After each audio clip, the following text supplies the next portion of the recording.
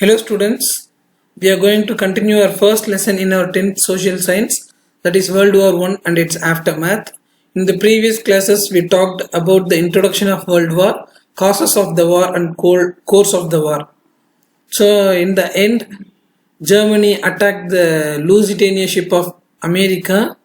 America got very angry with this incident and attacked war on Germany. Finally, Germany was defeated and the Allied powers got victory. Now we are moving to the Armistice and Treaty of Versailles. What is Armistice? It is an agreement made by the two opponent powers to stop the war. ரெண்டு opposite power வாரை stop பண்ணுறதுக்கு sign பண்ணுற அக்ரிமெண்ட்டை தான் நம்ம ஆர்மிஸ்டிஸ் அப்படின்னு சொல்கிறோம். And it is happening in Versailles, that is in France. Okay, Germany ultimately surrendered in November 1918. The armistice took effect from 11th November 1918. So Germany November 1918ல surrendered, full defeat ஆயிடுறாங்க. And இந்த agreement எப்போ sign create பண்ண ஆரம்பிக்கிறாங்க 11th November 1918. Germany was forced to accept the harsh terms by the political situation at home with the abdication of Kaiser. Abdication means resignation. ஜெர்மனியோட emperor Kaiser William resign பண்ணிடுறாரு. Now இந்த allied powers என்ன சொல்றாங்களோ அதை எல்லாத்தையும் accept பண்ணிக்க வேண்டிய சிச்சுவேஷன்ல யார் இருக்கிறாங்கன்னு பார்த்தோம்னா ஜெர்மனி இருக்கிறாங்க. Germany need to accept all the things that was proposed by the allied powers. The peace conference opened in Paris in January 1919. So peace conference எங்க ஸ்டார்ட் ஆகுது? பாரிஸ்ல in the year 1919, 2 months after signing the armistice.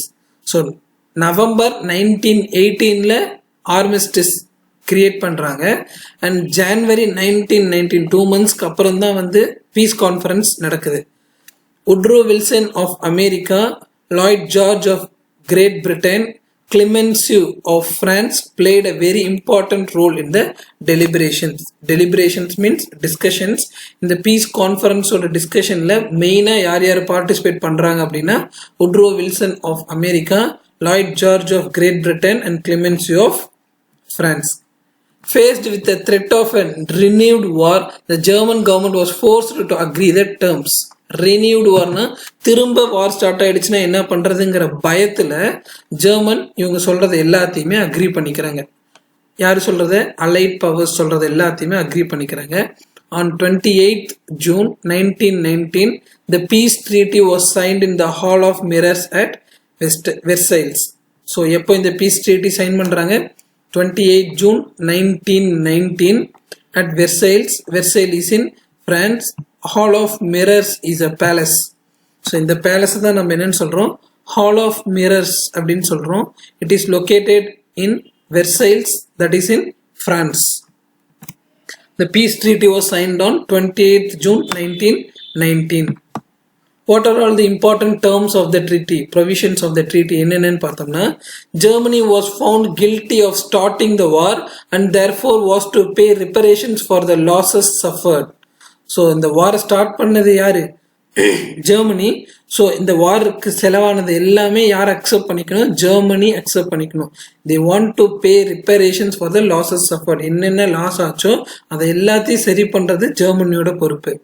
The reparation commission was set up for deciding the compensation decided on 6. The reparation commission set up for deciding the compensation. So எவ்வளோ காசு Germany தரணும் அப்படிங்கிறத decide பண்றதுக்கு ஒரு commission set பண்றாங்க. And that decided 6,600 million pounds to be paid in installments. Installmentsனா கொஞ்சம் கொஞ்சமா தர்றது. ஸோ ஜெர்மனி எவ்வளோ அமௌண்ட் தரணும் இந்த ரிப்பரேஷனுக்கு? 6,600 million pounds. All central powers were directed to pay war indemnity. Central powers means the country which were on the side of Germany are called as central powers. So தோத்து போன countries எல்லாமே வார்ல ஆன செலவை இன்ஸ்டால்மெண்ட்ஸ்ல கொடுத்துடணும் அப்படின்னு decide பண்றாங்க. The German army was to be limited to 1 lakh men. A small navy was allowed, but there were to be no submarines and no air force. So German பெரிய ஆர்மியை சின்ன ஆர்மியை மாத்துறாங்க. சின்னதாக ஒரு நேவி அலோவ் பண்றாங்க. Submarines வச்சிருக்க கூடாது, air force வச்சிருக்க கூடாதுன்னு இந்த ட்ரீட்டில சைன் பண்றாங்க.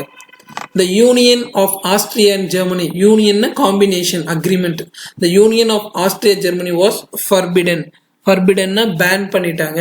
So Germany and Austria Hungary ஓட union cancel பண்றாங்க. And Germany was to acknowledge and respect the independence of Austria. Germany என்ன பண்ணணும்? Austria independent work பண்றதுக்கு accept பண்ணிக்கணும். Next one is Germany was forced to give up all the rights and titles over her overseas possession to the allies. Overseas possession அப்படின்னா கடல் தாண்டி போய் நிறைய இடத்துல கேப்சர் பண்ண பிளேசஸ் எல்லாத்தையுமே யாருக்கு கொடுத்துடணும்? அலைடு பவர்ஸ்க்கு கொடுத்துடணும். ஜெர்மனியோட ஓவர்சீஸ் பொசிஷன் எல்லாத்தையுமே அலைடு பவர்ஸ்க்கு கொடுத்துடணும். All German colonies became mandated territories under the League of Nations. ஜெர்மனியோட எல்லா காலனிஸையுமே வெளி ஆப்பிரிக்கன் ஏசியன் காலனிஸ் எல்லாத்தையுமே that will comes under League of Nations. League of Nations பற்றி நம்ம ஃபியூச்சரில் படிப்போம். Germany was forced to revoke the Treaty of Brest-Litovsk with Russia and the Treaty of Bucharest with Bulgaria. So already Germany ரெண்டு treaty sign பண்ணியிருக்காங்க. Russia கூட treaty of Brest Litovsk and treaty of Bucharest with Bulgaria. என்ன treaty அப்படின்னா we should not attack each other அப்படிங்கிற treaty தான். அந்த ட்ரீட்டியை cancel பண்ணணும் அப்படின்னு சொல்லிடுறாங்க. Germany was force to revoke cancel the treaty of Brest Litovsk and treaty of Bucharest. Alsace and Lorraine was return to France. Already நம்ம பார்த்தோம் பிரான்ஸோட டெரிட்டரியில் Alsace and லொரைன்கிற பிளேஸை ஜெர்மனி கேப்சர் பண்ணியிருந்தாங்க. நவ் அந்த பிளேஸை யாருக்கே திரும்ப தந்துடணும்? பிரான்ஸ்கே திரும்ப தந்துடணும். அல்சேஸ் அண்ட் லொரைன் பிரான்ஸோட டெரிட்டரி, அது ஜெர்மனி கண்ட்ரோலில் இருக்கு. Now Alsace and Lorraines have to be surrendered to France. The former Russian territories of Finland, Estonia, Latvia, Lithuania were to be independent. இதெல்லாம் எங்கே இருக்கு அப்படின்னு பார்த்தோம் அப்படின்னா, see, this is France, Germany, Poland, இங்கே இருக்கு பார், ஃபின்லாண்ட், எஸ்டோனியா, லாட்வியா, லித்தூனியா. இந்த places எல்லாமே என்னாச்சு? ரஷ்யன் டெரிட்டரிஸ்க்கு ரஷ்யன் கண்ட்ரோலுக்கு கீழே இருக்குது. அது எல்லாமே இண்டிபெண்டன்ட் கண்ட்ரியாக அனௌன்ஸ் பண்ணிடுறாங்க. Northern Schleswig was given to Denmark and some other districts to Belgium. Northern Schleswig பிளேஸை டென்மார்க்கு கொடுத்துட்றாங்க, கொஞ்சம் பிளேசஸை பெல்ஜியம்க்கு கொடுத்துட்றாங்க. Poland was recreated with a corridor to Baltic containing the German port of Danzig, which was to be free city under the auspices of League of Nations.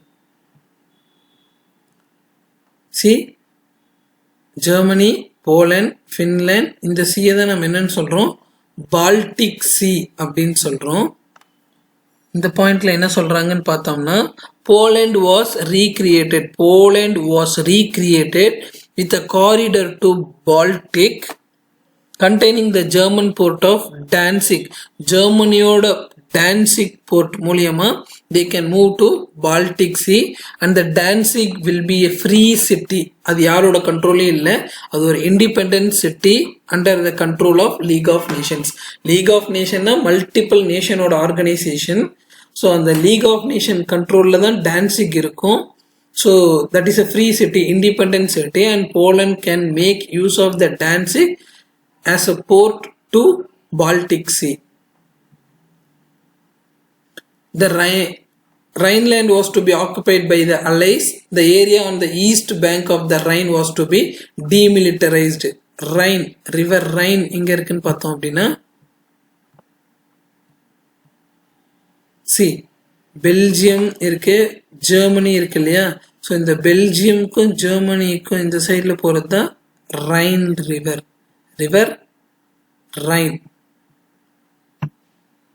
So the Rhineland was to be occupied by the Allied powers. Rhineland யார் control கீழே போயிடுது? Allied powers. Area on the east bank of the Rhine was to be demilitarized zone. What is demilitarized? No military activity should be happened in that area. அந்த இடத்துல எந்த military சம்பந்தமான வேலையுமே நடக்கக்கூடாது. These are the provisions of the treaty points that is discussed in the Paris Peace Conference. President Woodrow Wilson of America laid down his 14 points which were to be followed by the allies. இவ்வளோ நேரம் நம்ம defeated countries என்னென்ன பண்ணுச்சு அப்படின்னு பார்த்தோம். So allied powers victor ஜெயிச்ச country என்ன பண்ண போகுதுங்கிறத பார்த்தோம்னா the most important one he highlighted was the need for a general association of nation. எல்லா கண்ட்ரீஸும் ஜாயின் பண்ண ஒரு அசோசியேஷன் இருக்கணும். எதுக்காக அந்த அசோசியேஷன் பார்த்தோம்னா for the purpose of affording mutual guarantees of political independence and territorial integrity to great and small states like. எவ்வளோ பெரிய கண்ட்ரியாக இருந்தாலும் எவ்வளோ சின்ன கண்ட்ரியாக இருந்தாலும் அவங்களுக்கு பொலிட்டிக்கல் இண்டிபெண்டன்ஸ் கிடைக்கணும். யாரும் அந்த பெரிய பவர்ஸ்லாம் போய் சின்ன பவர்ஸை டிஸ்டர்ப் பண்ணக்கூடாது அப்படிங்கிறதுக்காக ஒரு ஜென்ரல் அசோசியேஷன் ஆஃப் நேஷன்ஸ் ஒன்று கிரியேட் பண்ணணும். எல்லா கண்ட்ரியும் ஒன்று சேர்ந்து ஒரு ஆர்கனைசேஷன் கிரியேட் பண்ணணும். எதுக்காக அப்படின்னு பார்த்தோம்னா கிரேட் பவர்ஸ் ஸ்மால் பவர்ஸ் எல்லாமே இண்டிபெண்ட்டாக இருக்கிறதுக்காக அந்த ஆர்கனைசேஷன் ஒர்க் பண்ணும் அப்படிங்கிறதுக்காக. One of his interesting points was an opportunity to Russia for the independent determination of its own political development and national policy and assistance also of every kind that she may need or desire. இன்னொரு interesting point என்னன்னா ரஷ்யாவுக்கு full independence கொடுக்குறாங்க. இதில் அவங்க கண்ட்ரியோட political development and national பாலிசியெல்லாம் decide பண்ணுறதுக்கு அவங்க ஆசைப்படுற மாதிரி she may need or desire அவங்களுக்கு தேவைப்படுற மாதிரியோ இல்லை அவங்க ஆசைப்படுற மாதிரியோ அவங்க கண்ட்ரியோட பாலிசிஸ் எல்லாமே ரஷ்யா டெவலப் பண்ணிக்கலாம். நோ கண்ட்ரி வில் இன்டர்ஃபியர் அப்படிங்கிறதையும் சொல்றாங்க. Criticisms of the peace settlement, இதை பற்றி என்னென்ன மற்றவங்கலாம் சொல்ல ஆரம்பிச்சாங்க. இந்த பீஸ் கான்ஃபரன்ஸில் நடந்த செட்டில்மெண்ட்டை பற்றி என்னென்ன சொல்ல ஆரம்பிச்சாங்க அதர் பவர்ஸ் அப்படின்னு பார்த்தோம்னா the defeated powers were absent from negotiation. So நம்ம பார்த்தோம் இல்லையா, Clemenceau of France, Woodrow Wilson of America, Lloyd George of Great Britain, அந்த மாதிரி விக்டர்டு நேஷன்ஸ் யார் யாரெல்லாம் ஜெயிச்சாங்களோ அவங்களாம் மட்டும்தான் இந்த நெகோசியேஷன்ஸ்ல பார்ட்டிசிபேட் பண்ணாங்க. டிஃபீட்டட் பவர்ஸ் இந்த நெகோசியேஷன் இந்த பேச்சுவார்த்தையில அவங்களாம் பார்ட்டிசிபேட் பண்ணவே இல்லை.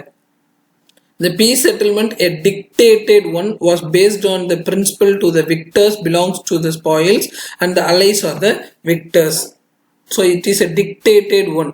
இதுதான் பண்ணணும். நெகோசியேஷன் என்ன பண்ணணும், டிஸ்கஸ் பண்ணி முடிவு பண்ணணும். But it was not a negotiation, it was a dictated one. இதுதான் பண்ணணும்னு முடிவு பண்ணி சொன்னது தான் இதுல எல்லாமே.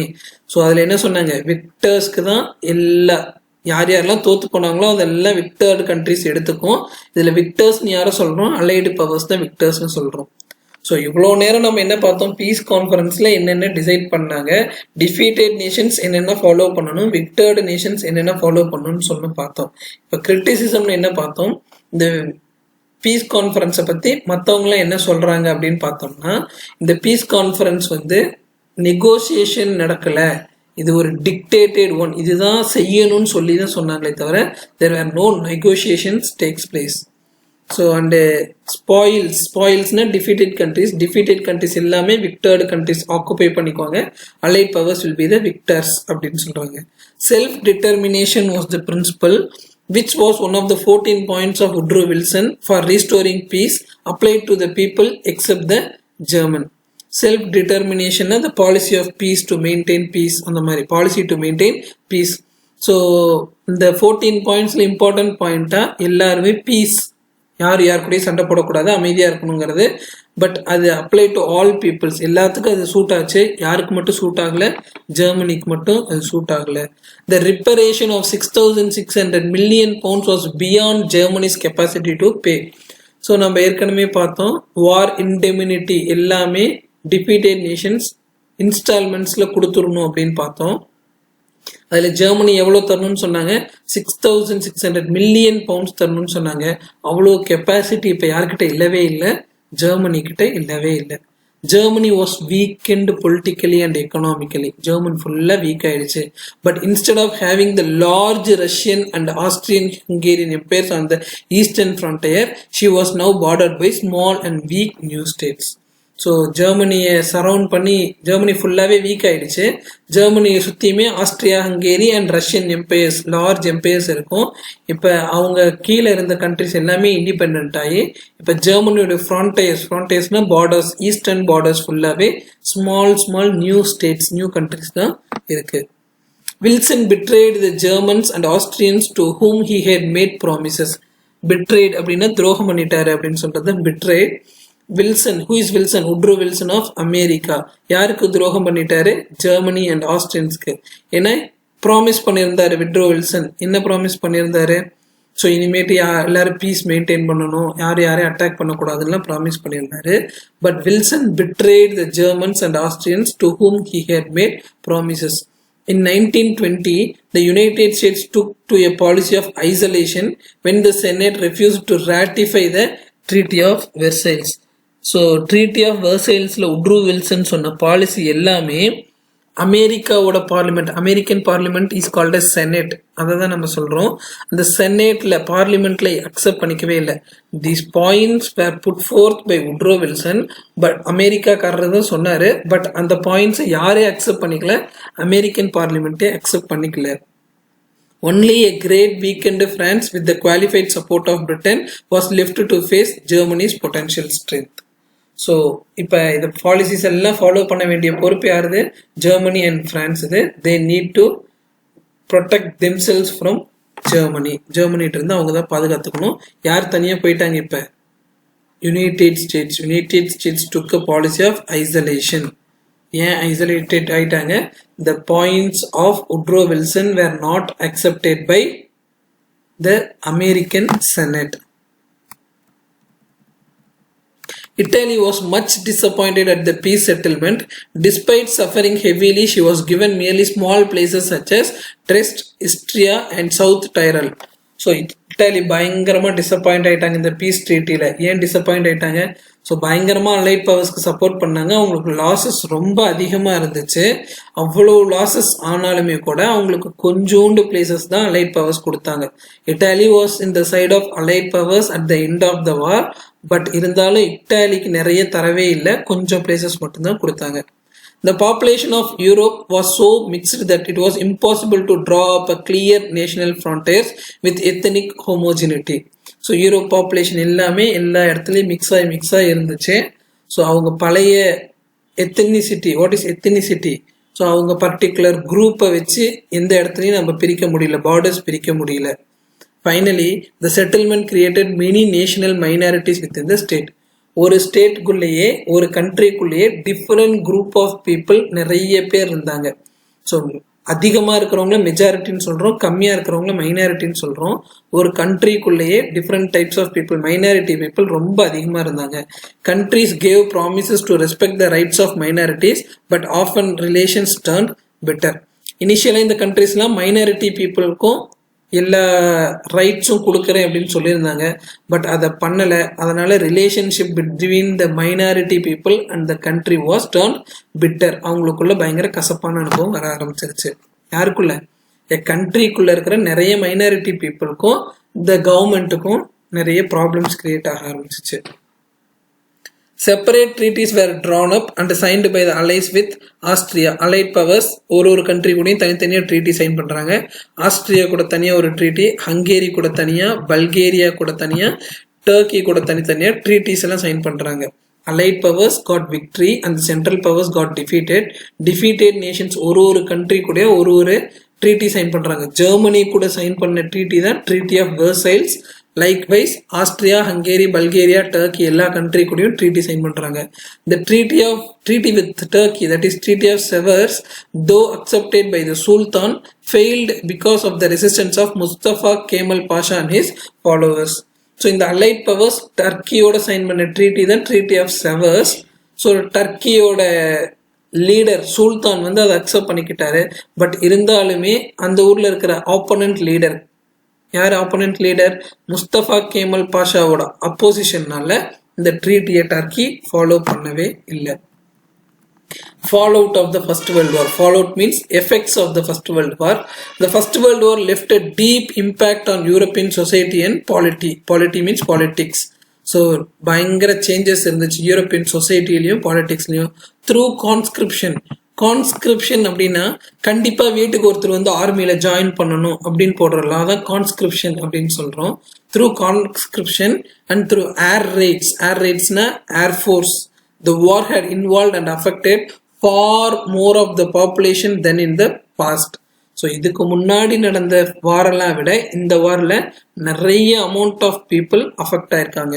இந்த whole of the previous century from the Napoleonic wars to Balkan wars Europe had lost fewer than 4.5 million. So previous செஞ்சுரியில் ஃபுல்லாக நடந்த வார், என்னென்ன war, Napoleon wars, Balkan wars, நடந்த டிஃப்ரெண்ட் டைப்ஸ் ஆஃப் வாரில் மொத்தமே 4.5 மில்லியன் பீப்புள் தான் affect ஆயிருக்காங்க. But இந்த ஃபர்ஸ்ட் வேர்ல்டில் மட்டும் எவ்வளோ பேர் அஃபெக்ட் ஆயிருக்காங்க? 8 million people had died in these 4 years. 1 million 1000 years ஃபுல்லாகவே 4.5 மில்லியன் மென் தான் வந்து டை ஆயிருக்காங்க. பட் ஒன்லி இந்த ஃபர்ஸ்ட் வேர்ல்டு வார் 4 years 1914லேருந்து 1918 வரைக்கும் இந்த 4 yearsலேயே எவ்வளோ பேர் டை ஆயிட்டாங்க? 8 million people. while more than twice as many were wounded. So twice 16 million பீப்புளை விட அதிகமாக wounded and many crippled for life. what is crippled? நிறைய டிசபிலிட்டி, கை போயிடுறது, கால் போயிடுறது, அந்த மாதிரி நிறைய டிசபிலிட்டிஸ் வந்துருச்சு. Millions more had succumbed to the world wide influence of 1918. இதெல்லாம் இருக்கும் போதே 1918ல் வேர்ல்டு வைட் இன்ஃப்ளூயன்ஸானா தட் இஸ் ஒரு தொற்று நோய், எபிடெமிக் மாதிரி, இப்போ நமக்கு இருக்கிற எபிடெமிக் மாதிரியே அப்போ 1918ல் இன்ஃப்ளூயன்ஸான ஒரு எபிடெமிக் இருந்துச்சு. அதுலேயே மில்லியன்ஸ் ஆஃப் பீப்புள் அஃபெக்ட் ஆக ஆரம்பித்தாங்க. The outcome in all countries was imbalance between the sexes, a shortage of men. So வார்ல மென் எல்லாமே இறந்து போயிட்டதுனால there were imbalance between men and women. women ரொம்ப அதிகமா இருந்தாங்க, men ரொம்ப ரொம்ப கம்மியா இருந்தாங்க. soldiers came to be placed above civilians. civiliansனா ஊர்ல இருக்கிற மக்கள்.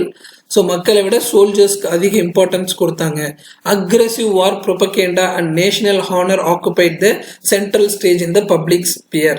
ஸோ ஃபர்ஸ்ட் வேர்ல்டு வார் முடிஞ்ச உடனே என்ன ஆச்சு அப்படின்னு பார்த்தோம்னா, அக்ரெசிவ் வார் ப்ரொபகேண்டா, இந்த டிஃபீக்டட் நேஷன்ஸ் எல்லாமே திரும்ப நம்ம இன்னொரு வார்க்கு தயாராகணும், நம்ம கண்ட்ரியோட இன்டெகிரிட்டியை காப்பாற்றணும், நேஷனலிசம் டெவலப் பண்ணிக்கணுங்கிற மாதிரி நிறைய எல்லாரும் சொல்ல ஆரம்பிச்சாங்க.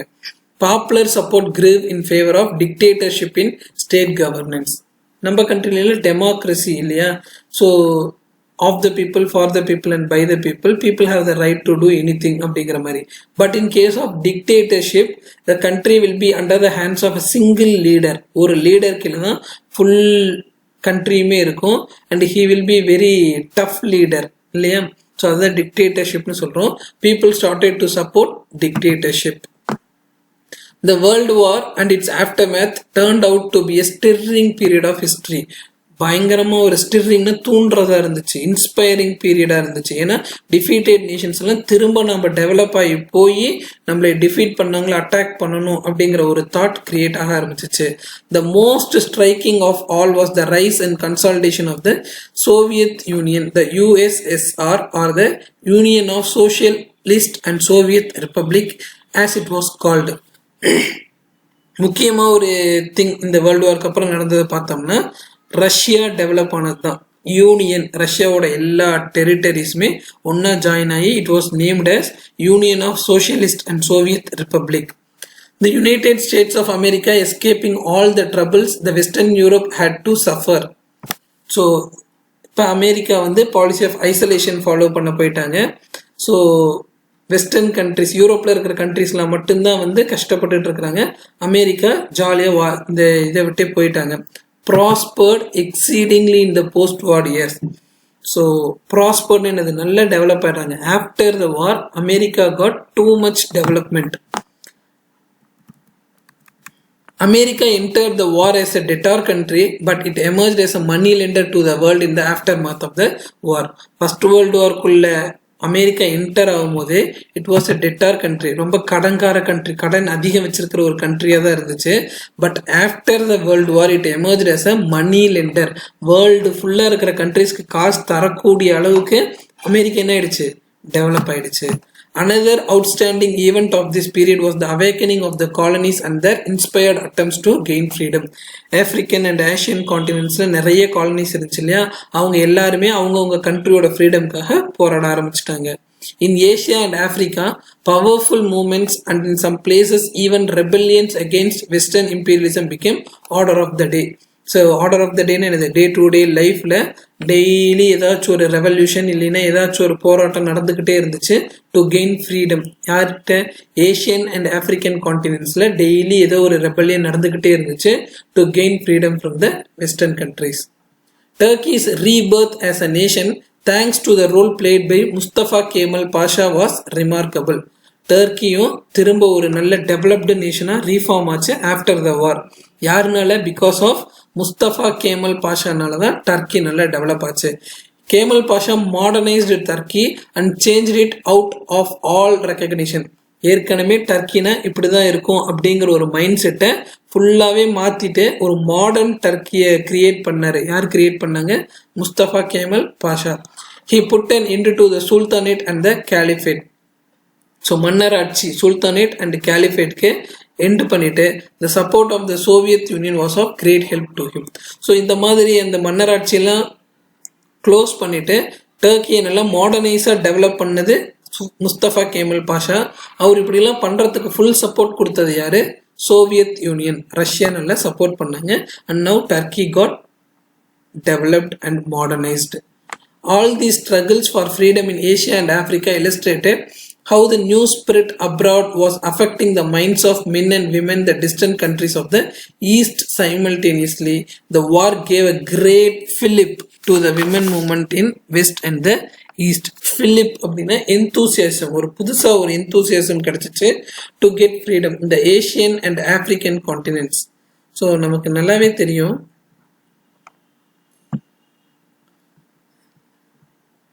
So this is Europe, this is Africa, this is Asia. So இவங்கெல்லாம் வெஸ்டர்ன் சைடில் இருக்கிறதுனால இதெல்லாம் வெஸ்டர்ன் கண்ட்ரீஸ்னு சொல்கிறோம். ஸோ இந்த கண்ட்ரீஸ்லாம் என்னென்னு சொல்கிறோம்? ஈஸ்டர்ன் கண்ட்ரீஸ் அப்படின்னு சொல்கிறோம். So how the new spirit affecting the minds and men and women in distant of the East simultaneously. After the war என்னாச்சு? இந்த eastern colonies Asian and African கண்ட்ரீஸில் ஸோ ஒரு நியூ என்தூசியாசம் கிரியேட் ஆகுது between the men and women for what? To gain freedom from the western countries. Impact on India. இந்த first world வார்னால இந்தியாவுக்கு என்னென்ன problems வந்துச்சுன்னு பார்த்தோம்னா, the first world war had a significant impact on India. Even though Europe was the main theatre of the war, fighting took place in the other parts of the world as well. மெயினாக சண்டை யூரோப்பில் நடந்தாலுமே மற்ற part of the வேர்ல்ட்லேயும் சின்ன சின்னதாக சண்டை நடந்துகிட்டே இருந்துச்சு. The British recruited a vast contingent of Indians to serve in Europe, Africa and West Asia. கண்டிஜென்ட்னா குரூப், ரெக்ரூட்டட்னா வேலைக்கு ஆள் எடுக்கிறது. ஒரு லார்ஜ் அமௌண்ட் ஆஃப் இண்டியன்ஸை யூரோப்பில், ஆஃப்ரிக்காவில், வெஸ்ட் ஏஷியாலெலாம் ஃபைட் பண்ணுறதுக்காக பிரிட்டிஷ் வச்சுருந்தாங்க. After the war the soldiers came back with new ideas which had an impact on the Indian society. So இந்த வேர்ல்டு வாரில் போய் பார்ட்டிசிபேட் பண்ண சோல்ஜர்ஸ்க்கு எல்லாத்துக்குமே ஒரு புது என்தூசியாசம், புது ஐடியாஸ், வெஸ்டர்ன் கண்ட்ரீஸ்லாம் எப்படி இருக்கிறாங்க, எப்படி அவங்களாம் சண்டை போடுறாங்க அப்படிங்கிற ஐடியா அவங்களுக்கு கிடைச்சிச்சு. இதை இம்ப்ளிமெண்ட் பண்ணி நம்ம ஊர்லேயும் நம்ம ஃப்ரீடம் வாங்கி இருக்கணும் அப்படிங்கிற ஐடியாலாம் இந்தியன்ஸ்க்கு வர ஆரம்பிச்சிச்சு. India contributed towards 230 million pounds, this is called as pounds, in cash and over 125 million pounds in loan towards the war expense. So in the first world war India எவ்வளோ செலவு பண்ணியிருக்கு? 125 million pounds கடனாகவும் and 230 million pounds கேஷாகவும் கொடுத்துருக்காங்க. India also sent materials to value 250 million pounds. So வார்க்கு தேவையான materials எல்லாமே 250 million pounds அளவுக்கு materials கொடுத்துருக்காங்க.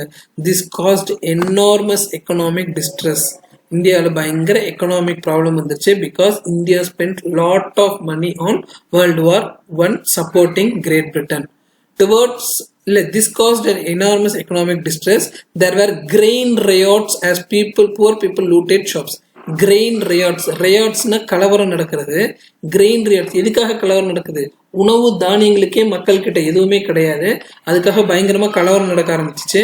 And poor people looted shops. லூட்டட்னா கொள்ளையடிச்சிடுறது. புவர் பீப்புள்லாம் போய் கடையில எல்லாம் கொள்ளையடிச்சு தான் டெய்லி சாப்பிட வேண்டியதா இருந்துச்சு. Towards the end of the war, India too suffered under the worldwide epidemic of influenza. So world ஃபுல்லாக இருந்த எபிடெமிக்னா தொற்று நோய் இல்லையா, ஸ்ப்ரெட் ஆகிற டிசீசஸ், இந்த இன்ஃப்ளூயன்சா டிசீசஸ்னால இந்தியாவும் பயங்கரமாக அஃபெக்ட் ஆச்சு. ஸோ இம்பேக்ட் ஆன் இந்தியாவில் பார்த்தோம்னா இந்தியா பயங்கர ஆர்மி சப்போர்ட் கொடுத்துச்சு, மென் அண்ட் மெட்டீரியல்ஸ் கொடுத்துச்சு.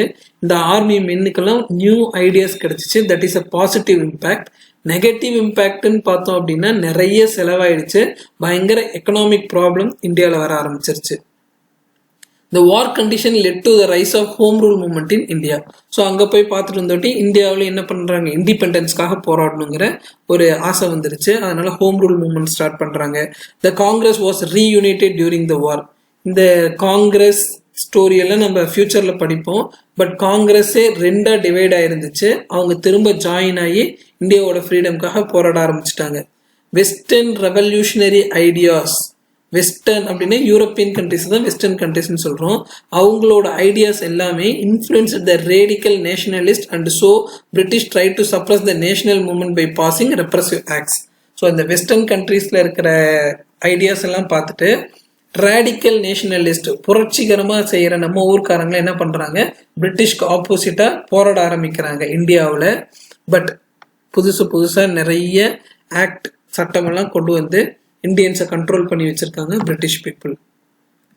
International events too had their impact on India, such as revolution in Russia. So இப்போ ரஷ்யாவில் ரெவல்யூஷன் பண்ணி ரஷ்யா ஒரு ஸ்ட்ராங் கண்ட்ரியாக மாற்றிருக்காங்க அப்படின்னு பார்த்தோம். எல்லாமே யுனைடெட் ஆகி union of socialist and Soviet republic அப்படின்னு சொல்லி ரஷ்யா ஒரு யுனைடெட் கண்ட்ரியாக இருக்கு. அந்த மாதிரி நம்ம கண்ட்ரியும் மாறணும் அப்படிங்கிற ஒரு தாட் இந்தியாவுக்கு வருது. The defeat of Turkey in the World War I and the severe terms of the Treaty of Sevres signed thereafter undermined the position of Sultan of Turkey as Caliph. Out of the resentment was born the Khilafat movement. So Turkey நம்ம இது already படிச்சது தான். டர்க்கியை பயங்கரமாக suppress பண்ணி வச்சிருந்தாங்க, அடக்கி வச்சிருந்தாங்க treaty of servers மூலியமா. பட் கிளாஃபெட் மூமெண்ட் அப்படின்னு ஒரு மூமெண்ட் ஸ்டார்ட் ஆகி அந்த ட்ரீட்டி ஆஃப் செவர்ஸை ஓவர் கம் பண்ணி டர்க்கியும் டெவலப் ஆயிட்டாங்க. இந்த மாதிரி வேர்ல்டு வைட் நடந்த மூமெண்ட், ரஷ்யன் ரெவல்யூஷனை பார்த்தோ இல்லை டர்க்கியில் நடந்த கிளாஃபெட் மூமெண்ட்டை பார்த்தோ இந்தியாவுக்கு ஒரு நியூ எனர்ஜி கிடைக்குது. We need to fight and get back our freedom அப்படிங்கிறதுக்காக. India and Indians had taken an active part in the war, believing that Britain would reward India's loyalty, but only disappointment was in store. So பிரிட்டிஷ்க்கு சப்போர்ட்டாக தான் Indian people world war ஒன்ல participate பண்ணாங்க. நம்ம போய் அவங்களுக்கு support பண்ணோம்னா கண்டிப்பாக இன் ரிட்டர்ன் அதுக்கு ஏதாச்சும் கிஃப்ட் தர மாதிரி இந்தியாவுக்கு ஃப்ரீடம் தருவாங்க பிரிட்டன் அப்படின்னு சொல்லி இந்தியன்ஸ் ரொம்ப ஆசைப்பட்டாங்க. But after the war disappointment மட்டும்தான் கிடைச்சிச்சு, இந்தியாவுக்கு ஃப்ரீடம் கிடைக்கல. Thus the war had multiple effects on Indian society, economy and politics. So first world வார்னால இந்தியன் சொசைட்டியில் நிறைய சேஞ்சஸ் வந்துச்சு, எக்கனாமிக் லெவலில் நிறைய சேஞ்சஸ் வந்துச்சு, இந்தியன் பாலிட்டிக்ஸ்லையும் நிறைய சேஞ்சஸ் வந்துச்சு. So in today's class we discussed about the Armistice, that is the agreement made by the nations, opposite nations, and the Treaty of Versailles, Germany கூட sign பண்ண Treaty of Versailles பற்றி பார்த்தோம். அதை பற்றி மற்றவங்களாம் என்னென்ன கிரிட்டிசைஸ் பண்ணுறாங்கிறத பார்த்தோம். Effects of the first world war, first world வார்க்கு அப்புறம் என்னென்ன எஃபெக்ட் இருந்துச்சு அண்ட் அந்த ஃபர்ஸ்ட் வேர்ல்டு வார்னால இந்தியாவுக்கு என்ன இம்பேக்ட் இருந்துச்சுங்கிறத பற்றியெல்லாம் பார்த்தோம். That's it for today's class. Will continue in the next class. Thank you.